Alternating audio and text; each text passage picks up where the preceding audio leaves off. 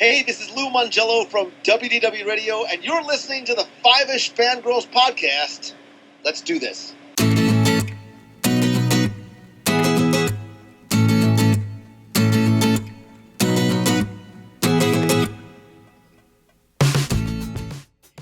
The tangents as we continue all the way to episode 382 of the Five-ish Fangirls podcast.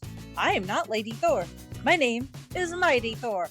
And if that's still too hard for you could call me Dr. Jane Foster. And one last thing, eat my hammer! Welcome everyone to this week's episode of the Five-ish Fangirls podcast. So glad you joined us. Let's start off like we do with the virtual table and see who's joined us this week. This is Brittany in Belvedere. This is Chrissy in Salt Lake City. This is Holly from Wisconsin. And this is Rachel in Indianapolis, Indiana. Hello, everyone. Hello. Hi, everybody. Oh, happy August. Yeah. Somehow. Today.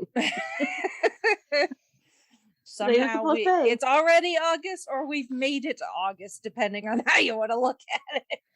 Yeah. Kind of both.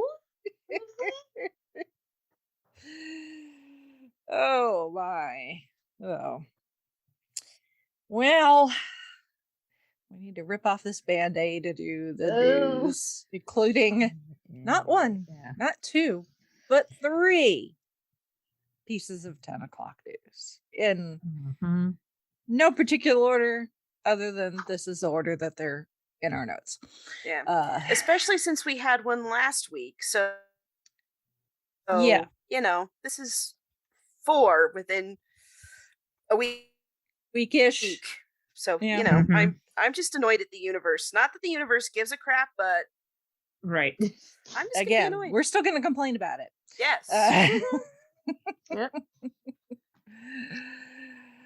Okay, so starting with Pat Carroll, who for many of a child of our generation-ish, she is the voice of one of the most iconic Disney villains of all time, Ursula in The Little Mermaid. She has passed away at the age of 95. That's the thing. All these people, nice long ages, but still. Yeah. Yes. Like none of these are super shocking. It's just, like you know him from all these things, and I don't know. Pat Carroll, like, yes, she was Ursula, and that was her most well-known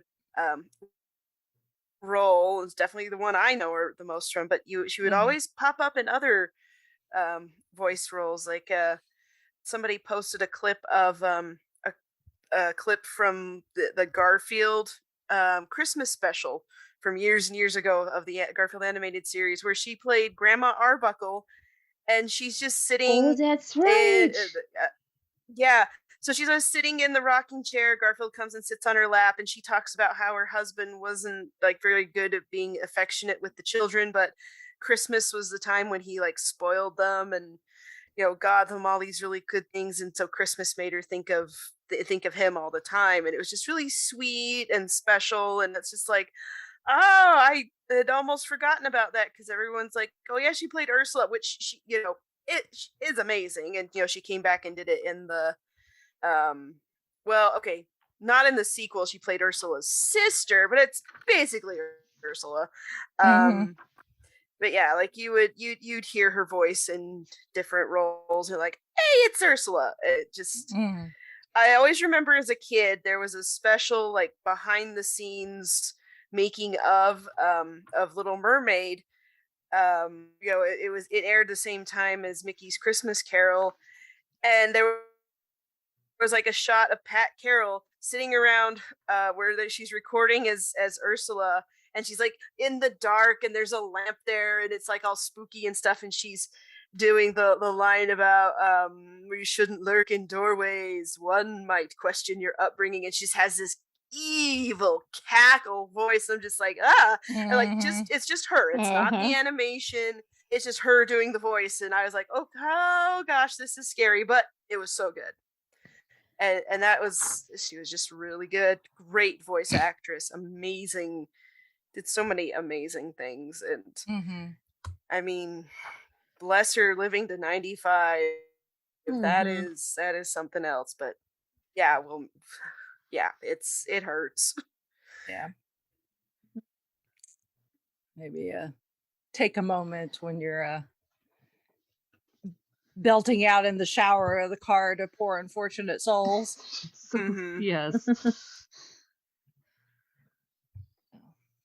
Sing a few bars in her honor. Mm-hmm. I was Mhm. earlier.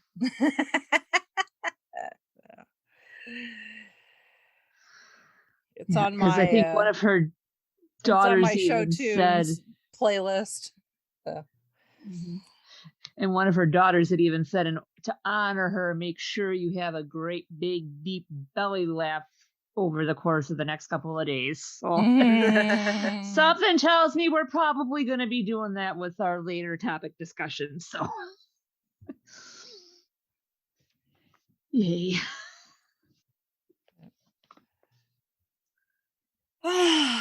All right, next up, Nichelle Nichols, famously Oh yeah. Uhura on Yeah. the OG Star Trek, Mhm. passed away at the age of 89. So, again, 89, not Mhm. bad. Nope. Yeah, and she was having some health issues as I Yeah, she'd had a understand stroke it. several Yeah. years ago and then Mhm. was diagnosed with dementia, I think, a few years after that. So, yeah, she's been in declining health for a while. So, but yeah, you can't talk about Star Trek and not talk about what a groundbreaking character Uhura was, to have a African American woman in such a prominent role. I mean, when you think of the Star Trek cast, you've got Mm. the guys and her. Mm. So Mhm. Yeah. Yes. Well, and that was Gene Roddenberry's idea, is yeah. like, and in the 60s, you have, an African American woman, you have someone of Japanese descent, you have a freaking Russian on the Mhm. bridge of all things in the Mhm. 60s. So, and then, there's a Vulcan. So he wanted to have as many different people as he could conceivably Yeah. have, and they just didn't make a big deal out of it. It's like, you're there to do the job, and Yeah. you're part of the crew, and that's Yeah. what the ideal was of being, in the future and exploring space. It's like, Yeah. by now we've gotten over all these things, Yeah. all But these the hangups, and being on the bridge, as far as like the Mm. hierarchy, Mm. it's pretty up there. And she set the bar for them Mhm. having, a communications officer or whatever title they wanted to give them going forward, to have someone there who was kind of the person who controlled communications, Mhm. both sending and receiving, um, instead of just, like having the computer do it. Yeah. So, and then, yeah, obviously her and Kirk's kiss was Mhm. one of the first, it wasn't the first, but it was like the first, like really like passionate lip on lip interracial kiss on like network TV. Which almost didn't happen because she wanted to quit. Mhm. She was on Star Trek for Yep. very long before she thought about quitting, and of all people, it was Martin Luther King Jr. who, Thank heavens he had that talk with her. Oh, Thank yeah. heavens. he was a fan, Mhm. and she happened to meet him, and she mentioned that she was thinking of leaving, and he convinced her to stay. which is good because she ended up staying. And through the original series, she did the animated series. She did 6 of the films. Uhura got promoted. By the time we got to Wrath of Khan, she was a full commander. And then even in the post-Trek years, she spent a lot of time working with NASA, and helping to be, essentially an ambassador for the space program for both women and people and minorities. So, yeah, she was a trailblazer, whether she intended to do that or not. But yeah, it's a shame she's gone, but she's not been in the best of health recently, so yeah. Well, and you talk about her being a trailblazer. It's just she just doing her job. It wasn't like she was like, oh, I'm set out to do these things. She just just a regular person, got an acting job. Like you hear, like I've heard her talk in interviews, and I think she was at FanX one year. She just seems like such a sweet, down to earth woman, and just happy to have all these fans and have people to talk to. Like she's like if you didn't know it was Nichelle Nichols, she seems like she was just happy to, you could pass her in the grocery store and not have a clue who it was. She's someone's grandma or auntie or something. Yeah, she's someone's grandma, and yeah. So she just, she's happy to do her thing, but she's also just a normal person. Just happened to play a very famous role on a very famous show.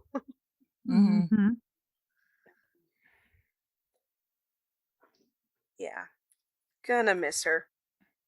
Yes.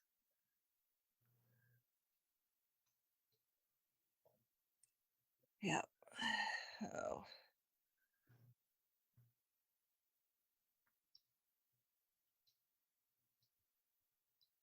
All right. And last but certainly not least, Bernard Cribbins. That was passed away at the age of 93. It's one of those that you're like, okay, yeah, it's gonna happen someday. It's gonna happen someday. Right. But you do not want someday to ever come. Yes. Exactly. That's the thing. But that's totally couldn't. I know. Yeah. It's even in Doctor Who. The doctor told him to not die. Yes, exactly. He's our space grandpa. Yeah. Although he did say he would try not to. So he tried. Right. Yeah.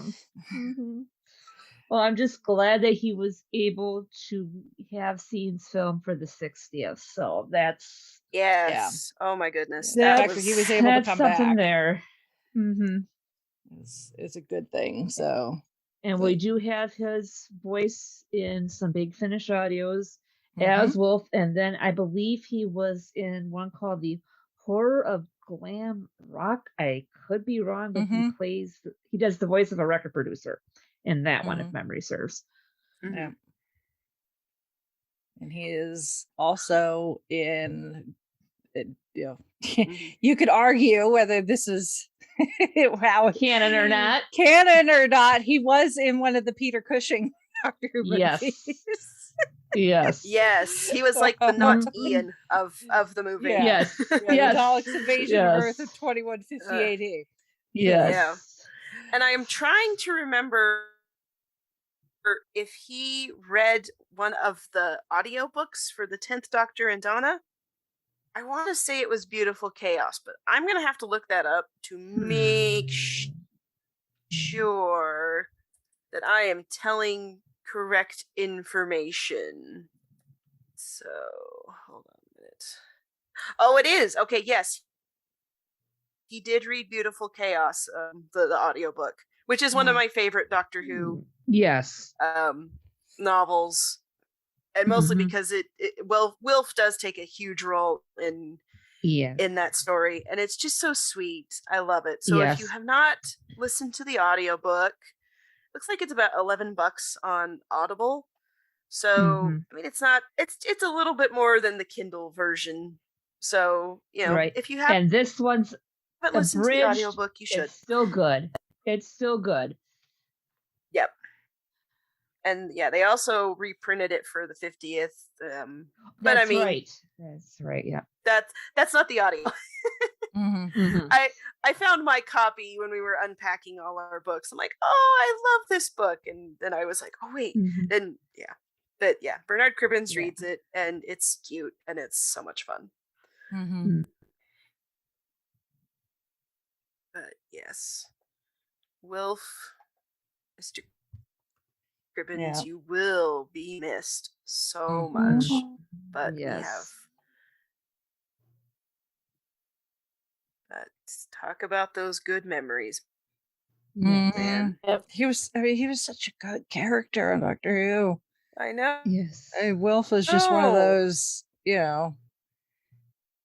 characters. He was that basically a was- throwaway character from one of the Christmas specials. Yeah. Yes. And they kept him. Yeah. And thank goodness they did. Mm-hmm. It all worked out. Yeah. Mhm. And you read like the stuff that like Russell T Davies Yes. posted. Mm.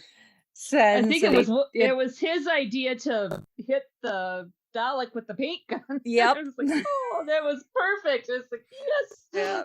He showed up to set the first day with a box of props, just in case, including a rubber chicken. Because you might need a rubber chicken on Doctor Who. You never know. Mhm. So Yep.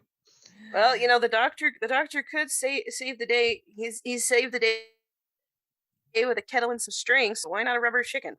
and a Satsuma. Right. So Right. Yeah. Right. And the reference to rice Satsuma. pudding. So yeah. Yep.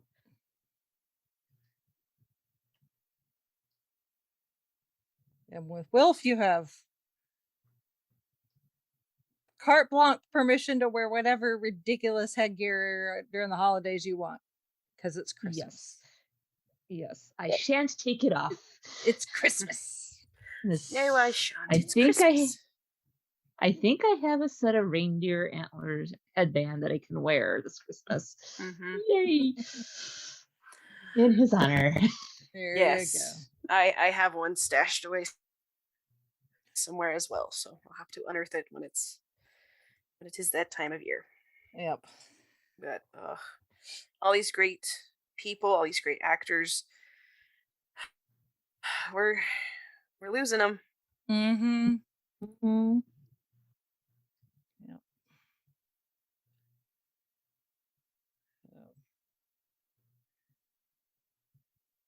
Well,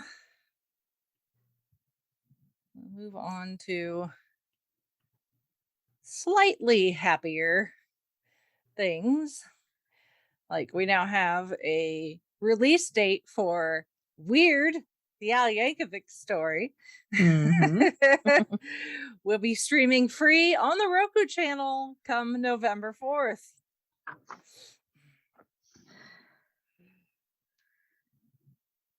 So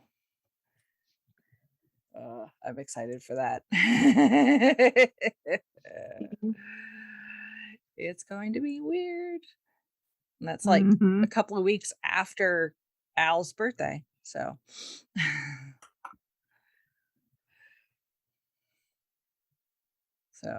and that's what I think about Roku channels. They got some good stuff on the Roku channel, and a lot of it's free. So I love the Yes. fact that it's going someplace where it's going to be free for everybody. Yeah, Roku channel's a good one. So Mhm. yeah, I watched the trailer and I'm like, okay, is this supposed to be? Am I supposed to take this seriously? No. Or okay, good, because I was confused. Okay, maybe not confused, but I just wasn't sure No. what I was. Think what's of in it as like this is Spinal Tap. Mm-hmm. Okay. And Yeah. or Meet the Ruddles. That I can do. Yes, or the Yeah. Ruddles. It is poking fun at the industry and at essentially biopics. So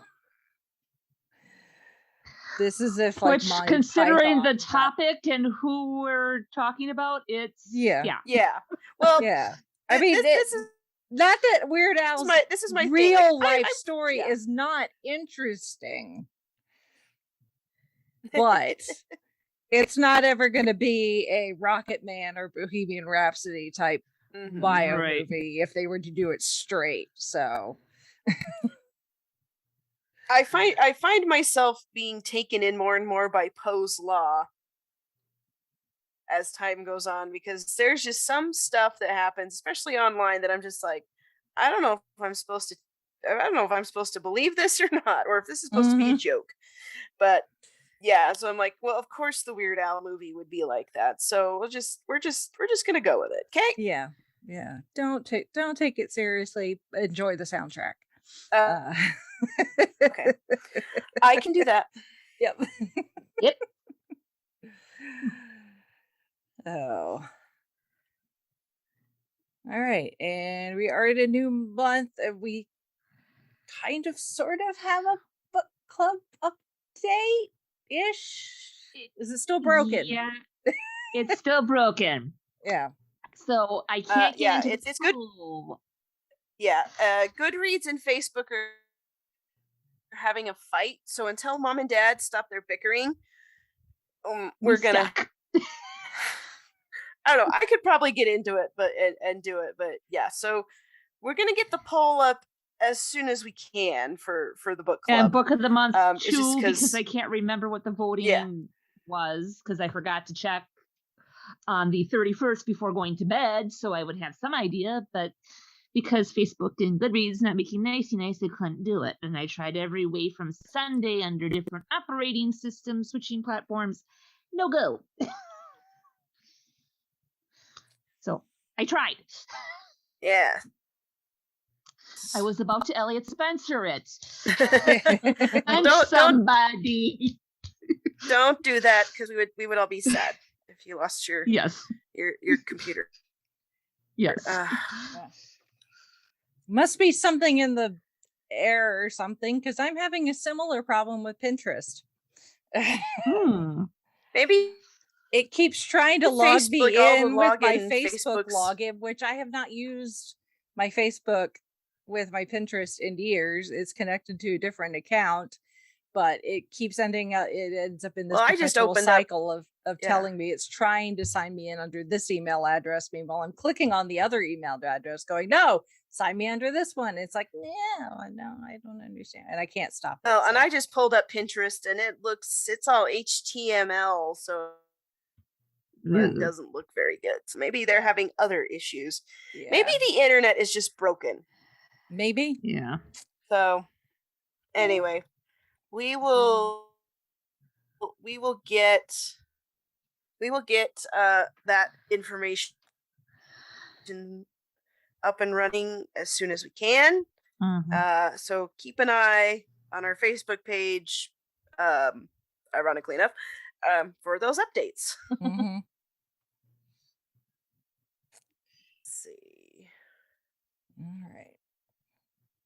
In the meantime, we shall do feedback. So we get some feedback from Shalane. So she says, thank you for the birthday wishes. And yes, I did. She did have to work on her birthday in the rain, unfortunately. But she did get nerdy gifts, including a Funko Pop of Captain Carter and a Jungle Cruise Mickey. Cool. That is cool. And she says what she's excited for coming in the MCU is pretty much everything. It's like she's like, what I'm excited for in the MCU is, and then pretty much listed everything we know is coming. For the most part. All the stuff. All the things. And then she says that the Black Panther Wakanda Forever trailer made her emotional as well. It's just that she has a theory that we may see the Eternals again in a post-credit scene for Guardians 3, because there's a connection there in the form of Ego. She's not wrong. Oh.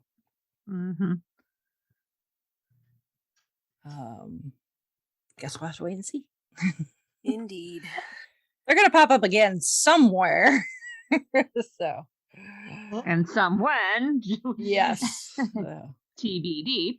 It's only a matter of time. So, considering most of them are not on Earth anymore, it makes sense that if they're not on Earth, in space, where people like the Guardians tend to hang out, makes sense. We shall see. Yep. And then she has she has a couple of episode topic suggestions, including Lilo and Stitch. Ooh. Which I've only ever seen once. So it's good. My mom loved it. She never saw it, but then she saw Stitch on certain nights. She's like, "What's that movie? What's that from?" I'm just like, "Here you go." And she fell in love with it. So yeah.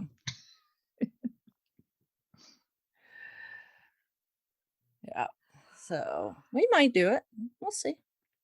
And then she suggested an episode of Best of the Worst Films based on video games. I think there might be way more in the worst category than the best.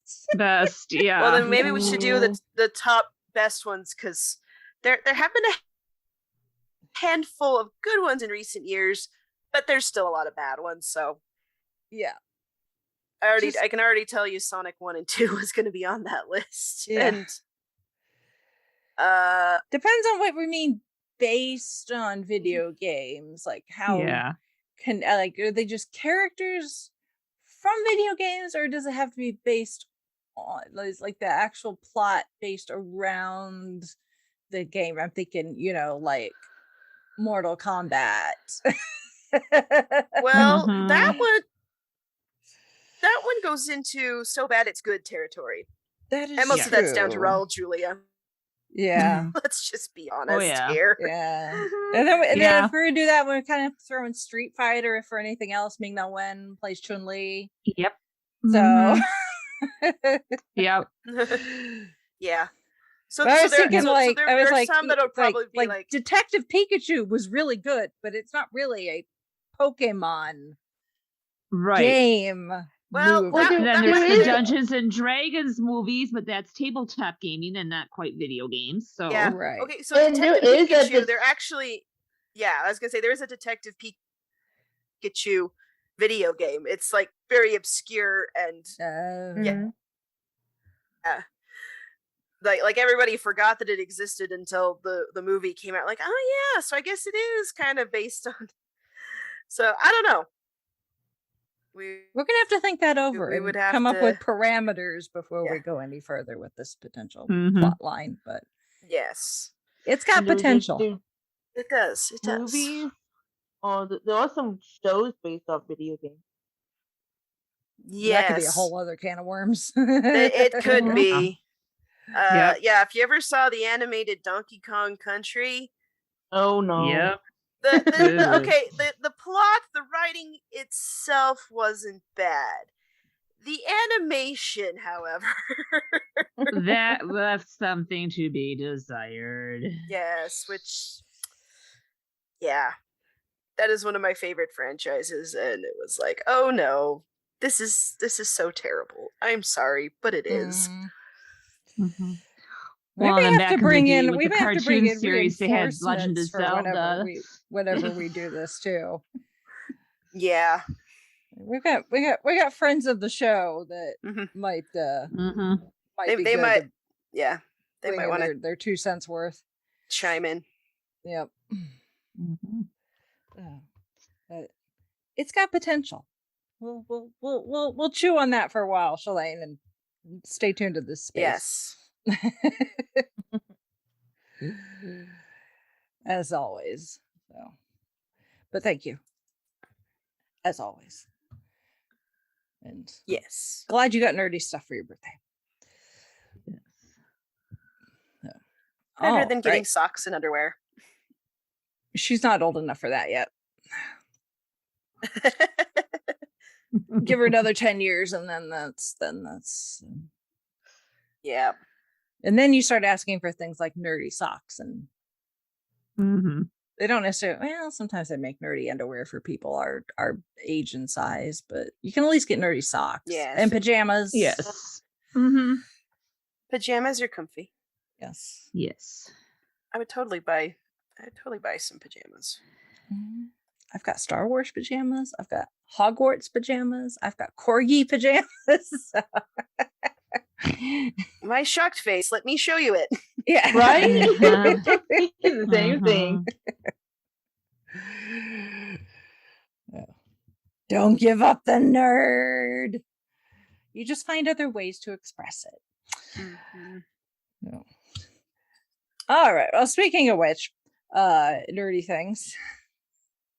Spoiler alert from here on out for Thor, Love and Thunder, and really the MCU up to this point. Not that there's really a whole lot of crossover, and there's not really anything like MCU earth shattering, universe shattering in this. But again, spoilers, because I mean, there are some people that die and stuff. So, as it does sometimes in Marvel movies. So yeah, Thor, Love and Thunder, the 4th Thor movie. So Thor is now the first Avenger to get 4 solo movies. It is the 29th film in the MCU. Gracious, good gravy.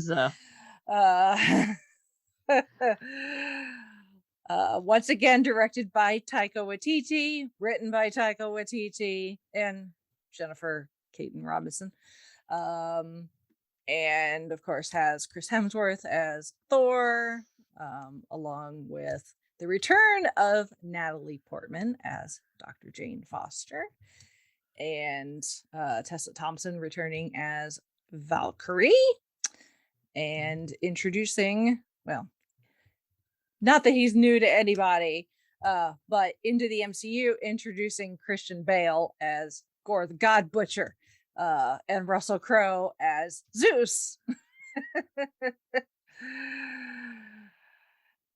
So this is essentially 2 different runs by the same guy, Jason Aaron,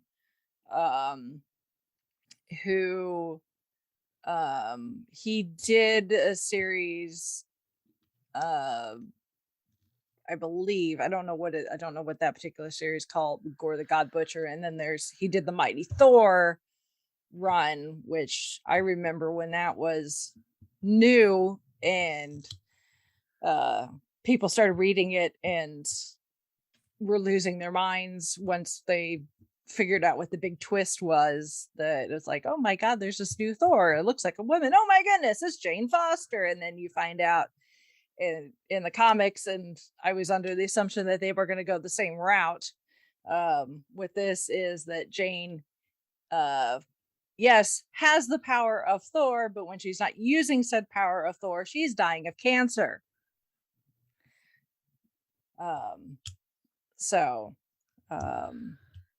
This is a fairly new story in the comics.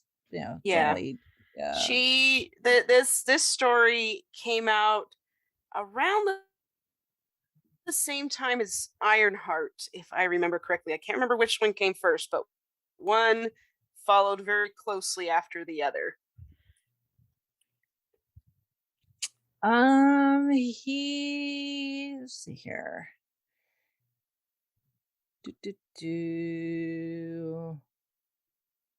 Mighty Thor was 2016-ish. Yeah.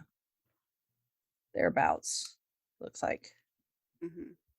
So, but he's done Marvel and DC. He's written the Avengers. He's done Valkyrie. He's done Black Panther. He's done Doctor Strange. So, Punisher, Ghost Rider, Wolverine, X-Men. So, not new to the world of comics. So, no, yeah. But yeah. And then of course, this was announced all the way back at San Diego Comic-Con in 2019. And then we know what happened after that. Yeah. So everything went kablooey. Yeah. Yeah, so filming was delayed quite a bit. They finally got it filmed last year in Australia, and then obviously was released at the beginning-ish of July 8th. So that the plot for this fairly straightforward. Again, nothing super universe shattering as far as the MCU is concerned. We have Gore and his daughter. Their planet has had a severe drought, so pretty much everybody's dead. Their race or the whatever is they serve a particular god. And despite all of Gore's prayers to said god, his daughter still ends up dying. He ends up being called by the Necro Sword, which in the comics is connected to the symbiotes, aka Venom and the like. They have not said as such as far as the MCU is concerned, but we can read between the lines. Yeah, but it's this really powerful sword that has the ability to kill gods, little g gods. And he ends up confronting the god that he was praying to, and the god essentially was like, whatever, puny little, humanoid who's not, can live for eternity. So sad for you, but whatever. I'm a god and I am going to live forever, and look at all of my food and water and stuff that I have. And Gore essentially takes the sword and kills said god and decides that all gods must die because they're useless. And the god he was praying to was a little surprised that he did take the sword and took him out. It's like, yeah, you couldn't see this coming. Yeah. Because the sword just kind of appeared. Right. Because it kind has of that ability. into his hand. Yeah, it just kind of appears, and if someone takes it, they become essentially influenced by it and corrupted, kind of like another certain corruptible artifact that we've seen recently. Blue in color? Well, I was thinking more of a book. Oh, that too. I was Yes. thinking blue in color cube. No, I was thinking of something a bit more dark and corruptible in book form. And black fingers. Yes. Yes. Okay, gotcha. Yeah. Now I know where we're at. Yep. Okay. Yeah. So Gore is like, okay, screw this. Gods suck. I've got this sword. It has the ability to kill them. I'm gonna go on a killing spree. La-di-da. Go me. As one does. As one does. So he goes off all over the universe because this power, the sword gives him all sorts of powers, including the ability to create monsters, which were way too spider-like for my liking when watching the film, but whatever. And goes off and just starts killing gods and anybody who not just gods, but anybody who gets in his way of said gods. Just you willy-nilly. couldn't have come 3 years earlier and taken out Thanos. Yeah, that really. It's Not like bitter. Not bitter. Yeah, it's like they're trying to be like, okay, Thanos was an issue a little while ago. This would have been useful back then. Mm-hmm. Ooh, Disney, what if? Please, Yeah, really. episode. Please and thank you. You're welcome. Right. What if Gore the God Butcher had stopped Thanos? Yes. Or what if Thor had actually gone for the head? Yeah.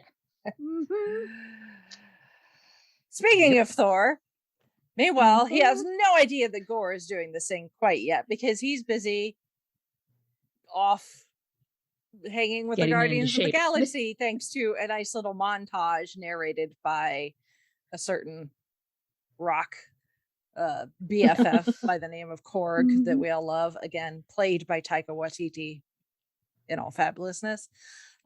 So Korg is giving us a nice little narration while we learn about what Thor has been up to since the events of Endgame, and we see his training montage where he goes from dad bod to bad bod. He goes from god bod to dad bod to bad bod. So, which is true both for Thor and for Chris Hemsworth.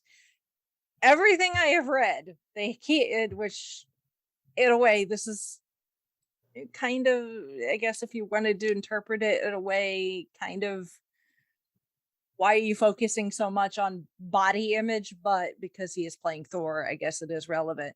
But everything I've been reading is talking about the fact that if for this particular movie, this is the buffest Thor Chris Hemsworth has ever portrayed.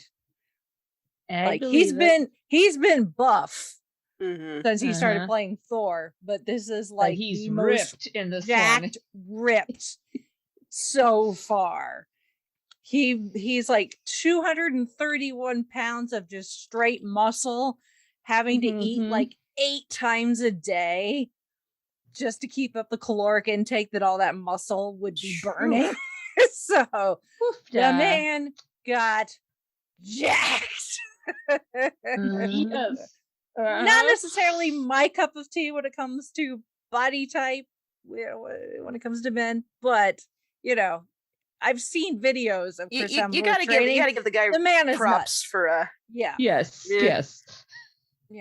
Yeah. Props I'm lucky for if I doing can get that. on the treadmill for 20 minutes a day. So I guess will when you're give him being that. paid the big bucks, when you're getting paid the big bucks to get ripped like that, oh yeah. Yeah.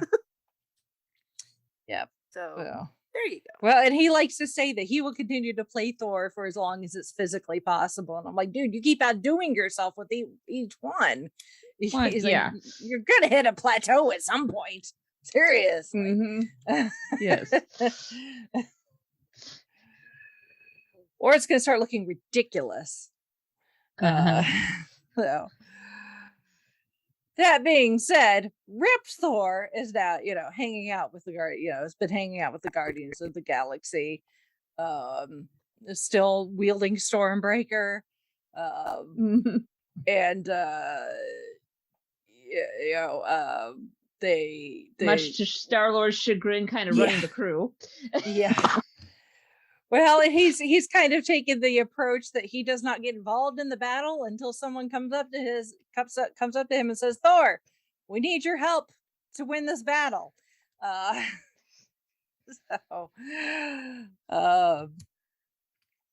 So that's where we encounter them in current time is their latest them trying to save a planet of beings. In the process, Thor destroys their sacred temple, but stops the bad guys from killing these people. So it's win-win. So in payment, they get a pair of screaming goats, very large Screaming goats. screaming goats, which these goats are canon to the comics. They are known as Tooth Grinder and Tooth Gnasher. What we're doing when we hear them scream. Yeah. I imagine that screaming goats are more palatable on the page and not in audio and visual. Yeah. Yeah. Yeah. I mean, and they're not like goats. They're like goat, like size of a small dragon goats. Yeah. Like they would get along well with a certain teleporting dog that we all know and love. Yes. Size wise. Lockjaw, yes. Yes. So but because Gore is doing destruction everywhere, they finally catch wind of it because of all the distress calls that people are sending out, going, someone come help us, our planet is being destroyed. X never missed messages. Whoopsies. Yeah, really. Check your phone every now and then, folks. Check your inbox. And one of the distress calls is from Lady Sif. So of course Thor is like, that's my friend. So he and the Guardians part ways at this point. So that's the last we see of the Guardians in this film. And Thor goes with Korg and the Screaming Goats to go to try to save Lady Sif. He manages to save her. She thinks she's dying, going to Valhalla. Turns out, no, she just lost an arm. She can join the club of, I'm in the MCU and have lost an arm. Phil Coulson, founder. Yeah. Bucky Barnes. Yes, Bucky Barnes. Technically, we could probably throw Nebula in there. So, yep. So yeah, but she explains to him who Gore is and all that, and warns him that Gore's next target is New Asgard. So we get to go back to New Asgard, which we saw in Endgame. And of course Valkyrie has been king all this time, and being king of New Asgard, not nearly as thrilling as being king of actual Asgard, apparently. So a lot of ribbon cuttings and meetings and paperwork and more ribbon cuttings. So but thankfully Thor gets there in time as Gore unleashes his attack, but in the process he finds out that they've got some help. That well, Valkyrie is able to kick ass very well, and plenty of the people living there are able to kick ass very well, and obviously Thor can kick ass very well. They still need a little help, and that is in the form of Jane Foster, who's now wielding Mjolnir. Or Mew Mew, yep. Mew Mew, Darcy likes to call him, which we did get Darcy for a brief scene, which was make me very happy. I'm always happy when Darcy makes an appearance. And we get the callbacks to the very bad but still brilliantly staged plays of the saga that is Loki and Thor. Because we get the introduction of Jane. Jane's going through cancer treatments. And Darcy is there trying to be supportive. Of course, Jane, being the type A that she is doing her own personal research, trying to figure out how she can try and fight this thing because it's stage 4, which is bad. Even Eric Selvig, who we get a nice little cameo from, is like, sorry, I Mhm. can't help you. You're my friend. I would love to try and save your life, but there's only so much I can do. And of course, Darcy is all like, well, you can always go beyond Earth science to maybe space Viking. Mhm. And yes, Jane's like, so she goes off to New Asgard, and we get to see New Asgard, and Valkyrie doing the ribbon cutting, and how it's become this tourist attraction, kind of like Disneyland. There's Mhm. cruise ships parked parked at docks right there Mhm. on the coast. Surprised they didn't put one of the Disney cruise ships on there Yeah. just for the hell of it. But yeah, it's very Nice advertising opportunity. I know, really. Yeah. There's you can go on guided tours led by Daryl, if you remember Daryl from the Thor Needs a Roommate short. Mhm. Oh Yep. yeah. Yep. From the Team Thor. So Daryl Yep. apparently has now gotten a job as a tour guide at New Asgard. But of course, When he's not playing video games. yes, yeah. Of course, we have to have a some sort of entertainment for the masses, and what better than we had the stage production of essentially Dark World in Mhm. Ragnarok. So now in Yep. Love and Thunder, we have the stage reproduction of Ragnarok, complete Yep. with some of our recognizable cast, including Matt Damon playing Loki, Yep. Sam Neill is as Odin, Luke Yep. Hemsworth as Thor, and introducing Melissa McCarthy as Hela. Yes. And I forgot the entire thing. I was like, okay, and I was just waiting. I was like, okay, who's gonna be playing Hela? Who is it? Who is Yep. it? And then she Mhm. comes busting out. I was like, it's perfect. It's perfect. Oh my Mhm. god. I'm dying. I laughed so hard during this movie and out loud several times. I'm surprised people weren't turning their heads and looking at me like, what is she on?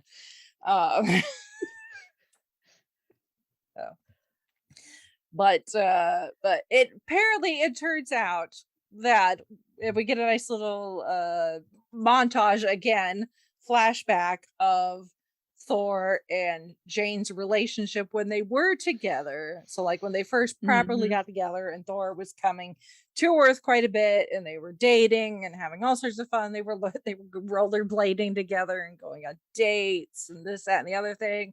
And that is his involvement with the Avengers got more involved. He would, be off doing things, and then her work, as a scientist, got more involved, and they were just growing apart, Mhm. to the point where just the relationship, they weren't on the same page anymore. And yeah, Jane was the one that dumped him. She wrote Yeah. a Dear John letter and left it for Thor. But when they were still together and happy at one point, when they were at home one evening just chilling, and they're talking about how much they love each other, and that sort of thing. And that's when Thor still had Mjolnir, and he, of course, Thor being Thor, Thor. yeah, he says to Mjolnir, not thinking anything about it, because he just thinks Oh that no. Mjolnir's really just a hammer, a very good hammer, but just a hammer. And he's like, Not sentient. yeah, Yeah. he doesn't realize that both Mjolnir and Stormbreaker have a bit of sentience to them. Mhm. So you can talk to him, they understand what you're saying. And he offhandedly says something to Mjolnir that, hey, if anything ever happens, make sure you protect Jane. And so that's exactly what happens. So when Jane becomes very, very ill and is looking for answers, Mjolnir essentially calls to her.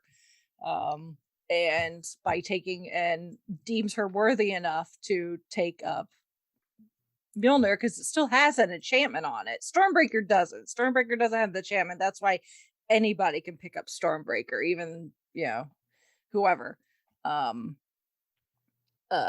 So Mjolnir is like, hey, come hang out with me. You won't feel sick anymore. And you'll have awesome Thor powers. And so that's how they end up reunited. But Thor, bless Chris Hemsworth, the man, obviously God bod, is looks the part and does a very good job with the action and stuff. But the man is funny. Yes. He does a fantastic job of finding the humor and playing it in a way that makes perfect sense for this character. You've got like Tony Stark, who's funny, but in like a sarcastic kind of way. And you got Star-Lord, who's funny in a kind of stupid kind of way. Right. Or he thinks he's smart, but he's not as smart as he thinks he is.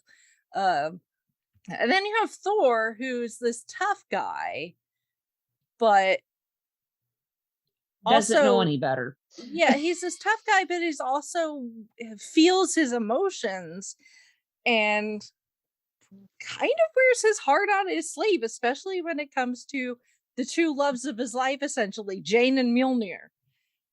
And like he's upset to see Jane because it's been so long since they've seen each other. And we see that even in the trailer. It's like, oh, how long has it been? And Jane's like, oh, 3 years. He's like, actually 8 years, and blah blah blah. And that's because people are chalking that up to the fact that Jane was snapped. So for her, it's been 3 years, not 8. Right.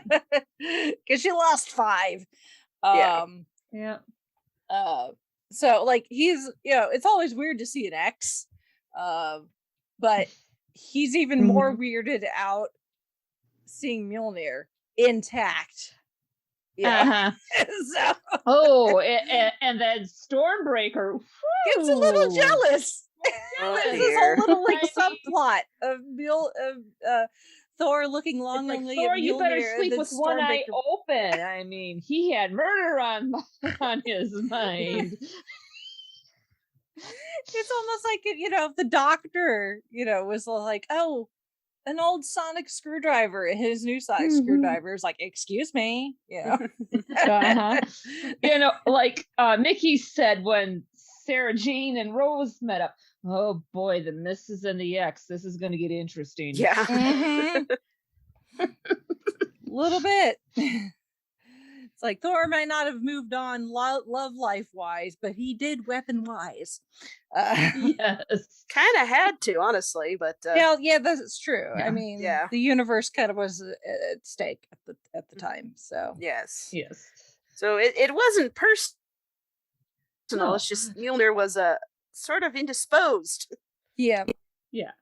But don't try to explain that to Stormbreaker. You'll just get the cold shoulder. Yeah. Well. So, again, let's repeat the words of Odin. Is he the god of hammers? Exactly. Yeah. Be the god of hammers. Yeah. So, they managed to stop Gore that time, but in the process, Gore kidnaps a bunch of Asgardian kids, including Axel, Hemdall's son. Which this entire movie was kind of a family affair in a way, because like when Korg is giving the kind of TLDR of Thor's life, and we've seen it in the trailers, you see like young Thor running, and then like a preteen Thor running, and then obviously Chris Hemsworth Thor running through the woods. The 2 younger Thors are Chris Hemsworth's kids. Those are his 2 sons. Cool. And then Gore's daughter is played by Hemsworth's daughter, India. Oh, wow. And then Chris Hemsworth's wife plays the woman on the wolf. when he's making out with the woman on the giant wolf. That's Chris Hemsworth's actual wife. And then Christian Bale, Natalie Portman's, and Taika Waititi's children all play some children in Asgard. So this was like a whole family thing. And of course, obviously, Chris's brother Luke plays the stage version of Thor. For opposite Matt Damon's Loki. Yep. So obviously we gotta stop the God Butcher and save the Asgardian children. What are we gonna do? Let's go find some other gods to help us. So where can we find some other gods that haven't already been killed? Omnipotent City. Mm-hmm. Where all your stereotypical, like, your lore of gods kind of takes place there. That's where you have like all the gold and the jewels and the the wine is flowing and there's orgies and kind of like probably like Mount Olympus.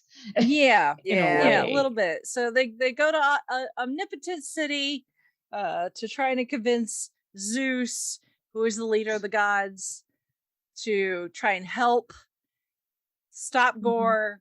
They're like, no, because we're safe here. We've got our food, we've got our wine, we've got our orgies. Why bother? And Zeus played other by Russell Crowe. Yes, yeah. With the weird, it's supposed to be a Greek accent, which I get. It sounds a little weird coming out of Russell Crowe's mouth. Yes.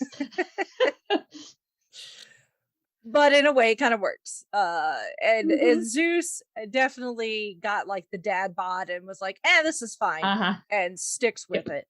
And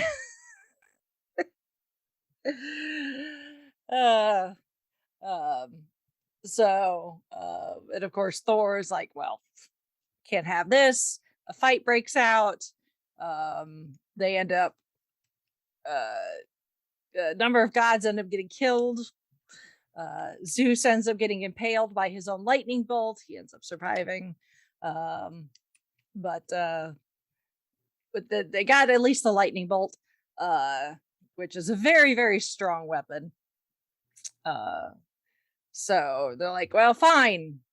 Y'all aren't going to help us. I'm going to take this lightning bolt and we're just going to go. So it's essentially Valkyrie, Jane, Korg, and Thor. Although Korg ends up getting damaged, his body ends up getting destroyed, so only his face is left. But apparently with his species, as long as you have a face, you're still alive. Sure. He's made out of rocks. Why not? No. Although we do get to see it when they get to Omnipotent City, a whole bunch of different gods, some of them completely made up, some of them from actual lore. Like we have Bao, the god of dumplings. Nice nod to the short. Yes. The Pixar short Bao. There's Korg, his species, their god, Nini Nani. Who sits on a throne that looks kind of like the Iron Throne from Game of Thrones, except made out of scissors. Yep. Which, rock beats scissors. So.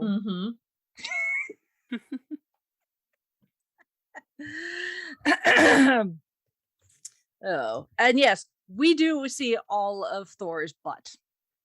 Yes. It's not pixelated in the movie. Nope. So. It is a full moon. Yeah.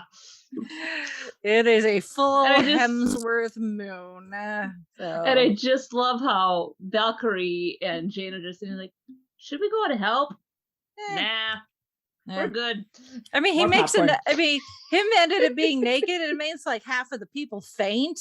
So that's, less people that will be in their way when they try to steal the lightning bolt. So, in a way, it's kind of a win-win.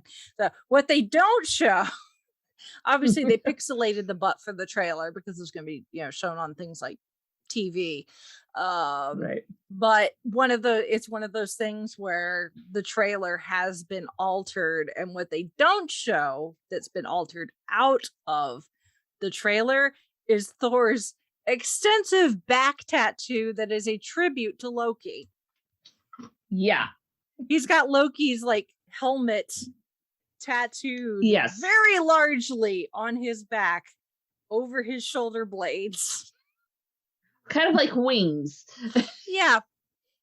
And then he's got a smaller tattoo that's on his side that it's like a list of the other people that have died. There's like Tony Stark, Hemdall.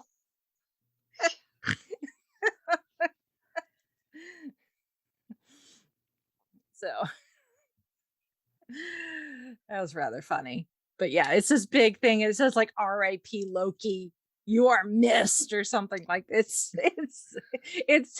so funny. It's kind of bad Thor, too. little do you but, know. yeah, I imagine Thor probably got that on impulse after consuming some beverages. And who would be, knows I how many of guess. those are done on a dare by Rocket goading him That on. too. I could just see Rocket doing that. That is true. Yeah. I could almost see Rocket tattooing him while he's passed out, actually. I was thinking the Yeah, same even thing. better. Yes. And canon accepted. Yes. But because Axel is Hemdall's son, he has Hemdall's ability to see things in the universe as long as he's able to communicate. So Thor uses that to help him, and they take off to what is known as a shadow realm to try and save the children. And they realize in the process that Gore is going to try to take Stormbreaker, because Stormbreaker can summon the Biofrost. He needs the Biofrost to enter the realm of eternity, which is this other dimension where if you can reach it, it will grant you a wish. Apparently in the comics, eternity, it's not necessarily as simple as that, so they simplified it for this.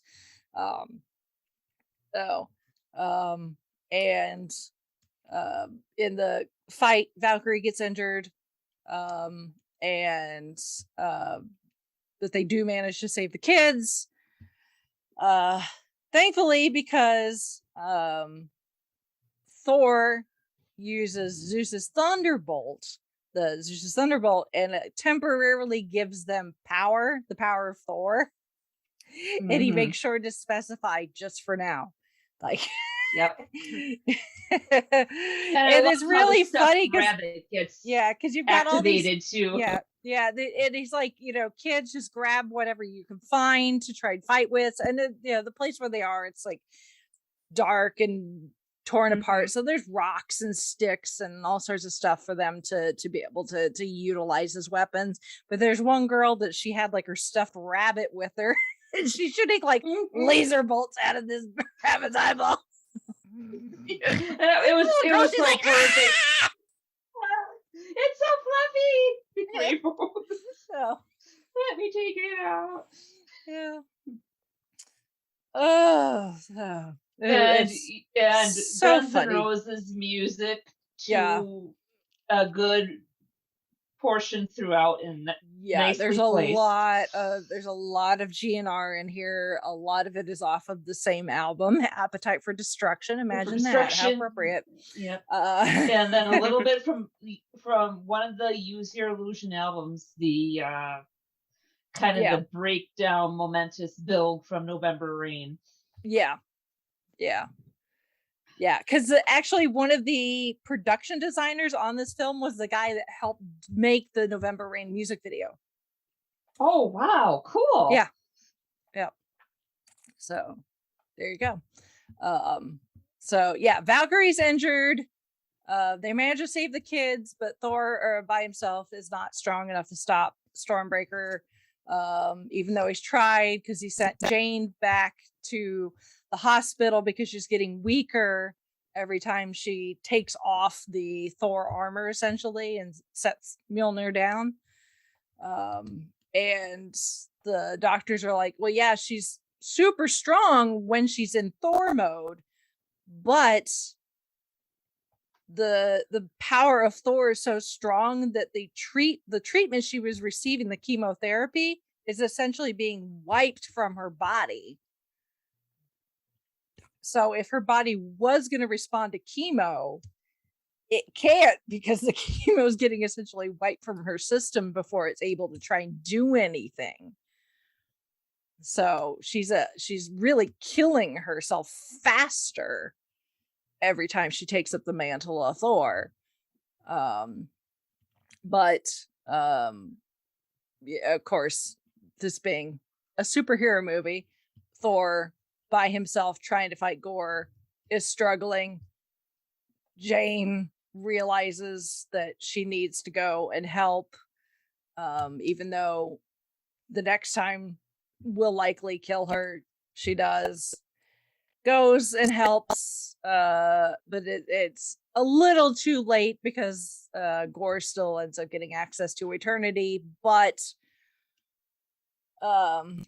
Thor ends up convincing him not to wish to destroy all the gods, but to wish for his daughter back. Based on the the love and affection displayed between Thor and Jane, it convinces Gore that he'd be better off, instead of just destroying all the gods is not going to bring his daughter back, but he can bring his daughter back and she can try and have a better life, even though Gore is going to die either way because of the curse from the sword. So he ends up wishing his daughter back. But before Gore dies, he asks Thor to take care of his daughter. Jane ends up dying and disappears into a swarm of tinkling lights, just like when Odin died in Ragnarok. We end the movie with Thor now being essentially adopted dad to this girl, whose name is Love. Hence the Love and Thunder, because he's the god of thunder. So, but now he's got Mew Mew back, and yeah, he's got Mew Mew back, and Love is wielding Stormbreaker. So. And Stormbreaker seems to be pretty much okay with it, so it's a win-win for everybody. Yep. So meanwhile, Korg gets a new body. He goes off with one of his kind to have their own baby. Lady Sif, even just with her one arm, back to being the badass that she is. She and Valkyrie are now helping train the children that want to be trained in battle. And Thor and Love go off to have all sorts of adventures. And in our mid-credit scene, we see Zeus, who has not died, very pissed off at what has happened, vows to get revenge on Thor, but obviously he's in no state to do it, so he sends his son Hercules off to do so. So we now have Hercules in the MCU. And then our post-credit scene is Jane reaching the gates of Valhalla, where she is greeted by Heimdall. Nice to see Idris Elba again, who thanks her for saving his son. And essentially it's like, hey, you died, but look, you're in Valhalla, girl. Yeah, you're going to have a good time. Welcome here. To the party. Yeah. So in theory, death ain't so bad. Yeah, in theory, if you go to Valhalla, you can come back. It's not permanent. Right. I would imagine that they're probably going to leave Jane dead in Valhalla, though, because I know Natalie Portman really did not want to come back and do any more of these movies. if she could help it. So the fact that they've essentially killed Jane off and given her a really good send off, um, I'd imagine that they, unless they came up with something absolutely amazing, it'd be really hard Right. pressed to find a way to convince her to come back. Yeah. So, and I'm fine with that. I'm perfectly, I'm perfectly fine with that. I think, to have her That's probably how they return. got her. That's probably how they got her here in the first place. Is like, hey, we promise we'll kill your Yeah, character off, and yeah, yeah, give her a good that's send probably why off. she, Yeah, why she yeah, got why she they got her to come back. yeah, yeah. So, um, and then obviously Christian Bale as Gore the God Butcher. For for what this movie is, I think they did a pretty decent job. Gore is definitely not, you know, a nemesis to be trifled with. Right. And Yeah. Christian Bale is really good about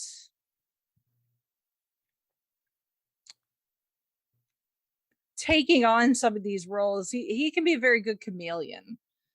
Yes. When it comes to these roles, he was at first hesitant to take on the role because he didn't necessarily want to do something else in the comic book realm after doing 3 Batman movies. His kids Right. convinced him otherwise. Thank you, children.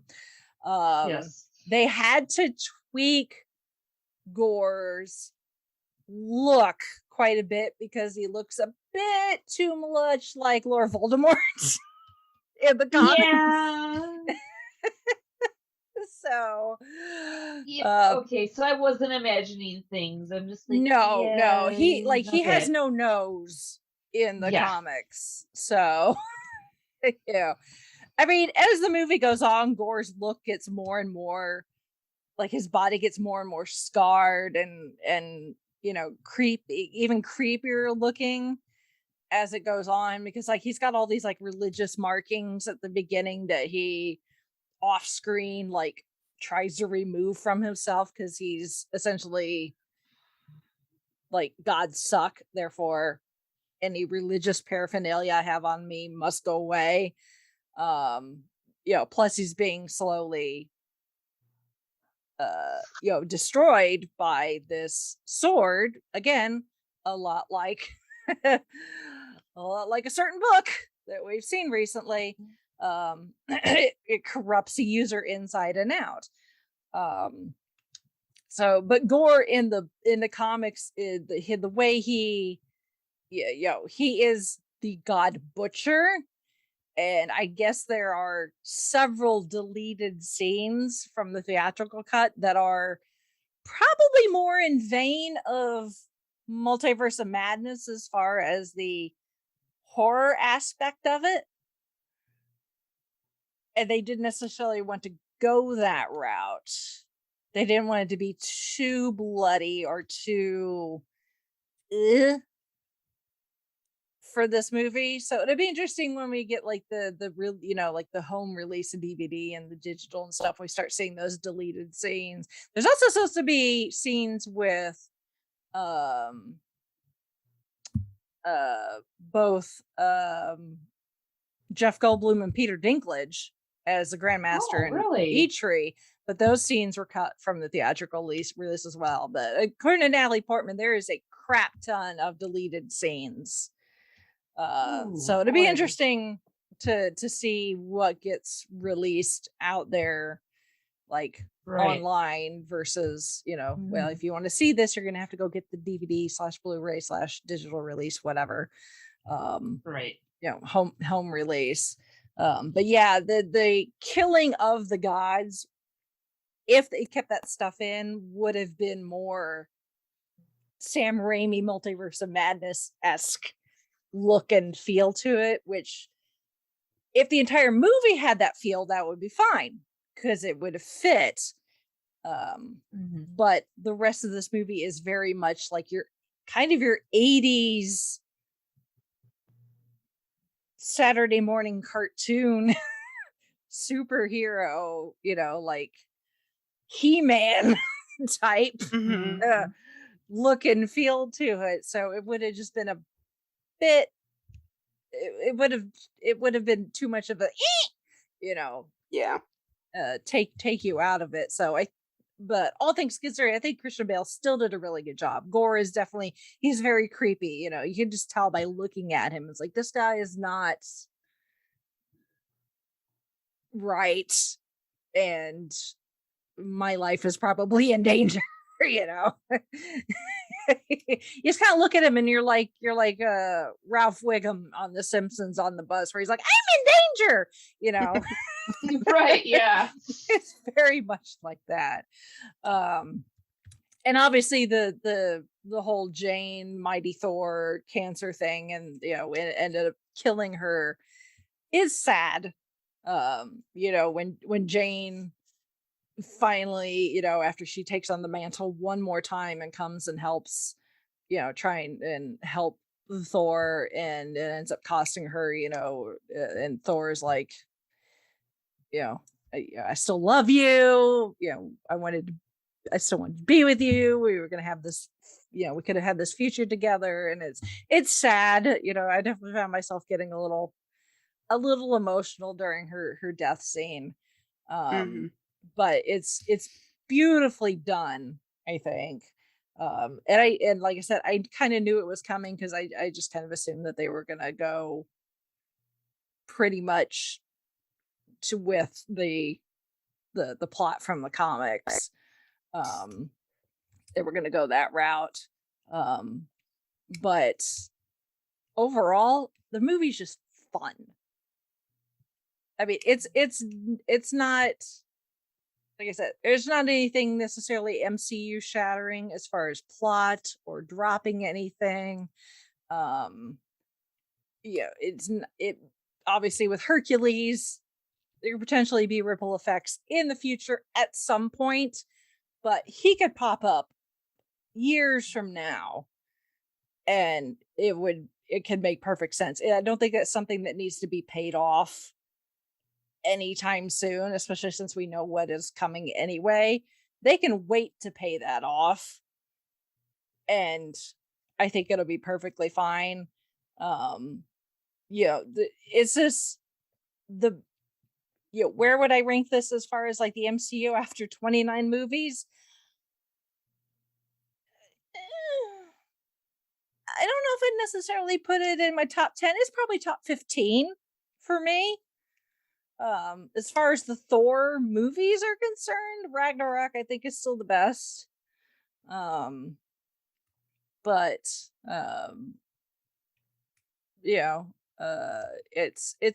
It's a perfectly good take a break after all the crap that we've been through in the MCU for the last 4-5 years. Infinity War was 2018. So yeah, so 4 years. So it's like all the crap that we've been through with Infinity War and Endgame and the Spider-Man, all these things, and in the Disney Plus shows with the feels and all that stuff. I mean, there's still some feels in here, but this is just one of those MCU fun popcorn movies, kind of like Guardians. There's some important stuff in the Guardians movies, but again, they're fun to watch. And if you just want to sit and be entertained for a couple of hours, which this is, I mean, as far as MCU movies, this is 2 hours. It's short. Yes. So it's just a nice little 2 hour, we've breath been of fresh air. We've just been so ramped up for so many years with the MCU that's like, we finally get to this, and people are like, oh, it's boring, or it's it's too weird or whatever. I was like, first of all, it's Taika Waititi. It's going to be weird. Right. Have you ever seen What We Do in the Shadows? It's weird. The guy is weird, Yes. but he's a fantastic director. Yes. And not every MCU movie needs to be earth-shattering either. No. Yeah, they can't keep us emotionally like on turn to 11 the entire time. They need to give us a chance to just sit and breathe and laugh and go, haha, what a weird thing that just happened, or look at that thing, or look at that Easter egg, like, oh, a god of dumplings, that's weird. Yeah. Because something tells me things are going to get dark, serious, and amped up to plus 11 pretty darn quick. Well, yeah, because we've got Kang right around the corner. Right, yeah. Yeah, we know what is coming. So, for the love of all things MCU, give us a chance to breathe. And this is what this movie is. Yeah.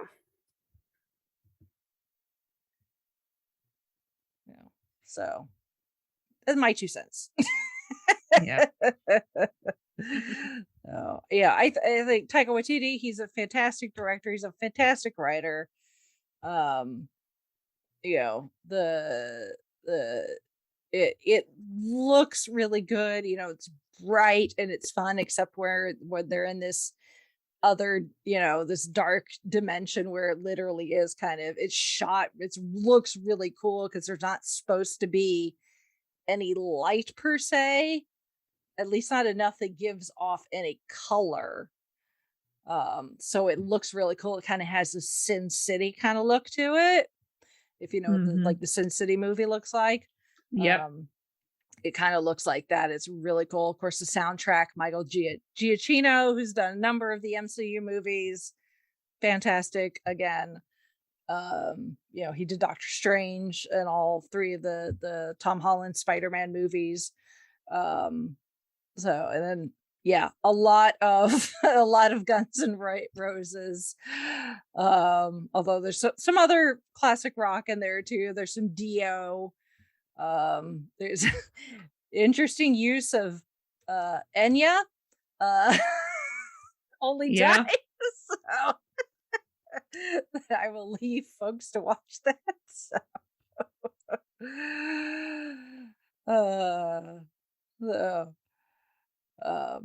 Some ABBA, Mary J. Blige, which is cool. So, yep. But it's quite the eclectic soundtrack. It is very eclectic, but again, it kind of works. You know, the Thor and having the Guardians there, at least for the beginning, I think also helps justify that, because we've gotten used to having popular music with the Guardians. So why not have that rub off on Thor? In a weird way. Yeah. So, but yeah, I mean, good, solid movie. Not anything earth shattering, but if you just want a couple of hours and a reason to, chill with some popcorn and have a good laugh. Although be careful laughing, you don't choke on your popcorn. Highly, I do recommend it. You know, it's not when you need to rush to for fears of spoilers, you know, like, oh my god, it's, you know, whatever. But if you just want a good time, definitely, you know, it's not the best movie, it's not the worst, it's good, solid. Like I said, top 15, I think. Would you agree, Holly? Oh yeah, top 15. Yeah, top 15, which, considering we're at almost 30 movies, that's pretty good. Yeah, that's halfway. So yeah. Nothing wrong with top that. half. Yep. And we'll probably stay there too as more movies come out too. Maybe we'll see. Yeah. I don't know. We'll Number 30 Guardians is coming out in 3 November, brings. so yeah, we'll see. Oh boy. I know. It's like, hey, number 29 and number 30 is right around the corner. Feel old yet? yeah, A little bit. Oh, good times, y'all. Yep. Well, Our 2 cents on Thor: Love and Thunder. it's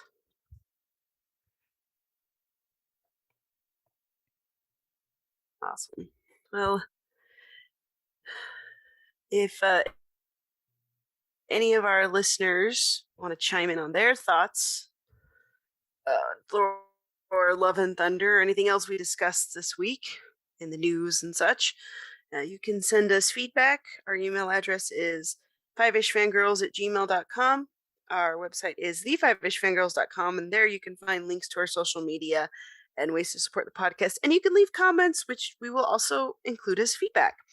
And like I said, you can find ways to support the podcast through our Patreon and our merch shop and other things. And as always, we thank you for your support, for your listening, for your comments, and all the other things. We're glad that you're out there listening to our ramblings and other assorted shenanigans. And, stay cool out there. Mm-hmm. Literally and figuratively. Yeah, really. Yep. Because I'm just glad it's August finally. Because Yeah. Yep. there's a light at the end of the tunnel. Mm-hmm.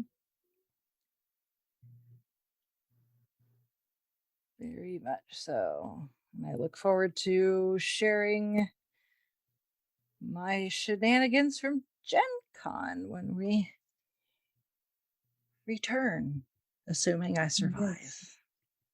Now, is that this weekend or next weekend? That is this weekend. So, Yes. Oh boy, have fun. yeah, so if you see me, feel free to say hi.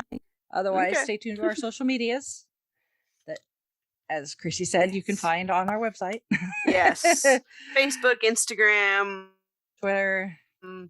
and there's YouTube, but the Facebook and Instagram seem to be the main ones for now. Yeah. During Especially Gen for this Con, particular those are the ones outing. during Gen Con, Yeah. those are the ones you want to stay tuned to. After Gen Con, stuff will go up on Yes. YouTube. So there you go. Cool. Cool.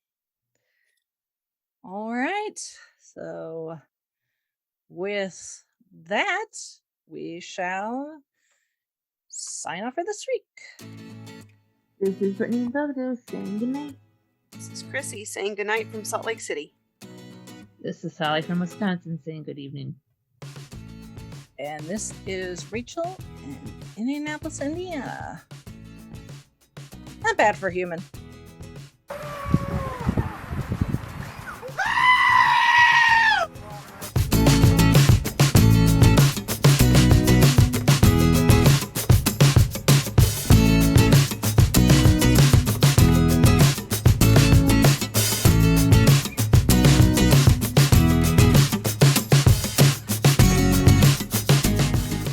You have been listening to the Five-ish Fangirls podcast. You can find more episodes and information at the5ishfangirls.com. Any and all books, movies, games, and any other forms of media mentioned are owned and operated by the respective copyright holders. No copyright infringement is intended or implied. If you wish to support the show, the easiest way is to leave us a rating and review. More ratings and reviews will make it easier for others to find the show. If you wish to support us monetarily, you can do so at patreon.com/5ishfangirlspodcast. All money goes towards fees and equipment to keep the show going. For official Five-ish Fangirls merchandise, visit redbubble.com/people/5ishfangirls. We love hearing from our listeners and encourage feedback. You can email us at fiveishfangirls@gmail.com. You can also like and follow us on Facebook at facebook.com/5ishfangirls. Thank you so much for listening, and may the squee be with you.